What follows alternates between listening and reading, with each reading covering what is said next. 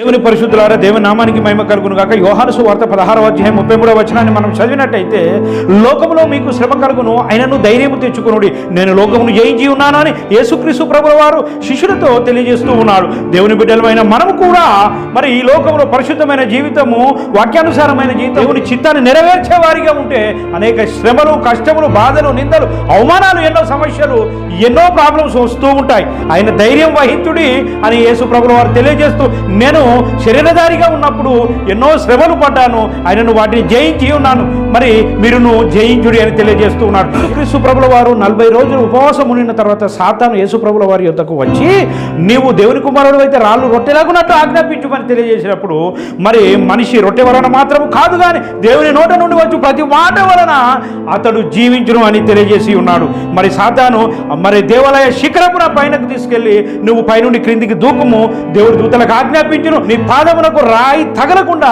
దూతలు నిన్ను పట్టి కాపాడును అని తెలియజేసినప్పుడు, నీ ప్రభువును శోధింపవలదు అని రాసి ఉన్నది సాతానా అని తెలియజేసి ఉన్నాడు. అంతేకాకుండా దేవుని బిడ్డలారా, మరి ఈ లోకరాజ్యములన్నీ యేసు ప్రభుల వారికి సాతాను చూపించి, నువ్వు నాకు సాష్టాంగపడిన ఎడల మరి ఈ లోకరాజ్యములన్నీ నీకు ఇస్తాను, నువ్వు నాకు సాష్టాంగపడి నమస్కారం చేయన్నప్పుడు, నీ ప్రభు అయిన దేవునికి తప్ప ఎవరికి సాష్టాంగపడి నమస్కారం చేయకూడదు సాతానాన్ని తెలియజేసి ఉన్నాడు. యేసు ప్రభుల వారు వాక్యం చేత సాతాను వెళ్ళగొట్టడం జరిగినది.